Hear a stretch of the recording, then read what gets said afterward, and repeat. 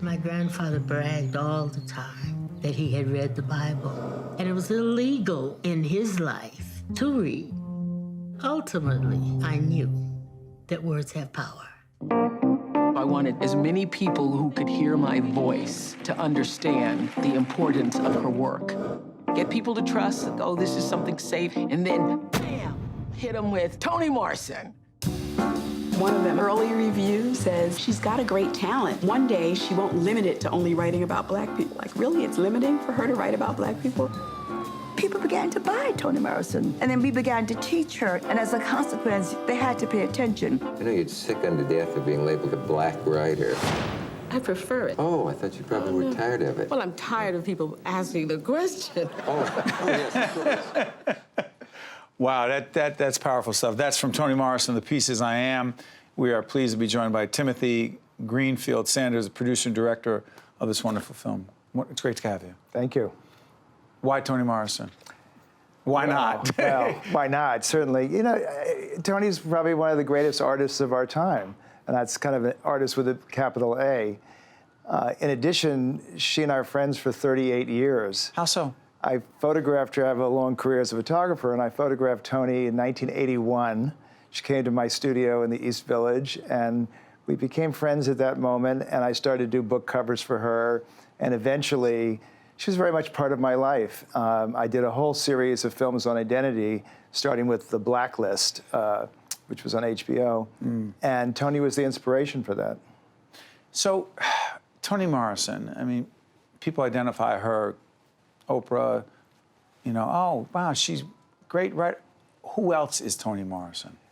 I think that's what's important about the film, that Toni is more than just the Nobel Prize winning writer. Oh, that.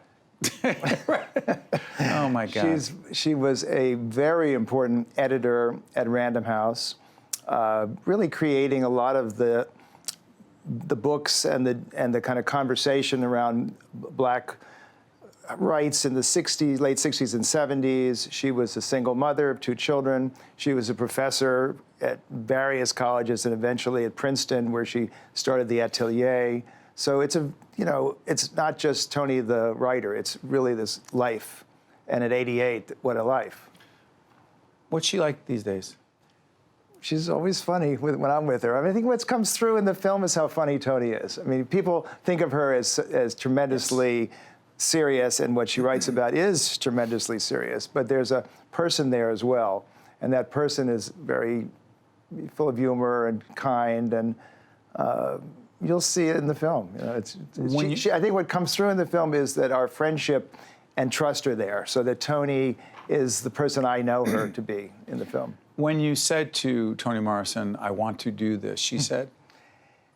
She said, I'll think about it, which I knew was a good sign, because she could very easily have just said, I don't want to do this. It's not for me to do. I don't want to do it. But she said, I'll think about it, and I think she trusted me enough to do it. You know, that was a big deal for me. And, you know, we started this about 4 years ago, in the planning stages, raising the money, getting to the point where we could do interviews, and finally got into Sundance. It became a big deal. Yeah, and by the way, our friends at the Montclair Film, through the Montclair Film Festival, we're taping this program on the 9th of May, and in fact, tomorrow night, it's going to be one of the closing films of this wonderful festival at Montclair Film. Let me ask you this. You said interviews. You interviewed lots of folks, such as? Well, for the film, yes, Angela Davis, Walter Mosley, Sonia Sanchez, Oprah, Paula Giddings, Farrah Griffin, Hilton Ailes, Fran Lebowitz. They all wanted to talk about Toni Morrison. All about Toni. These are all people who are either friends of hers for a long time or Toni Morrison scholars. For people who don't understand, I mean, you talked about why she was important as an editor and doing so many other things.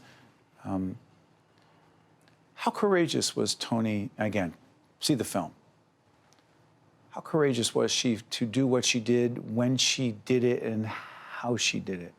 Loaded, I know. Well, Toni is a pivotal figure in our culture, and I think that she is someone who was in the forefront, She at first as an editor, where she really put out a lot of books that were important, that wouldn't have gotten seen without Toni. Pushing back against a lot of middle-aged white guys? Absolutely. I mean, she was at Random House in a very white, she talks about it in the film, it's very funny. But you know, more than that, I think there's a kind of grandness about her and a fearlessness that comes through in the film, that you're just in awe of her and what she stands for. She's a very encouraging figure when you see the film. Your work, your photography. When did you, well, yeah, you fell in love with photography when? I fell in love with photography when I was in film school. I went to the American Film Institute in Los Angeles in the 70s, and I was hired by the school at 25 We're bucks. looking at some of your shots. Well, Samuel Jackson, Ellen DeGeneres. I'm sorry, I interrupt you. Go ahead. No, I was started out taking portraits for the school of the visiting dignitaries. People like Betty Davis and Alfred Hitchcock and Ingmar Bergman all came to the school after we'd seen their work. And I remember leaning down to photograph Betty Davis from below, and she said, "What the F are you doing shooting from below? You don't shoot from below." And, no up shots. And she said, "But if you can drive a car, young man, I'll teach you about photography." And for a week, I drove her around Hollywood, and we would talk about kind of the great stars like George Hurrell, who had photographed her, these kind of great photography stars, and why her face was a certain way, and the light would hit it this way. And I'm just sort of driving around in my 54 Ford with Betty Davis telling me about portraiture. And I fell in love with photography at that point, really. Betty Davis. Betty Davis. And to make it worse, Alfred Hitchcock said to me, "Young man, your lights are in the wrong place. Come to the studio and I'll introduce you to some good lighting people." So I learned kind of at the feet of these, mentors, really, for me. Unbelievable. I thought I knew because I read the material, but that is, but you had an eye. You have an eye. They must have seen that I had something. Even if you did? Yeah. Well, I think I had an eye of some sort, and I had a kind of, I had a certain charm, I guess, as well, but they saw something in me that I didn't know I had. They had to have. You still got a lot of charm here on public broadcasting. Do you mind if I let folks know again about the film? Please. The film is called Toni Morrison, The Pieces I Am.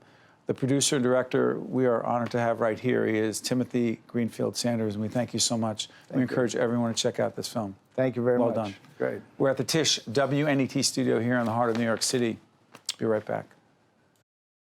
One-on-One with Steve Adubato has been a production of the Caucus Educational Corporation, celebrating over 30 years of broadcast excellence.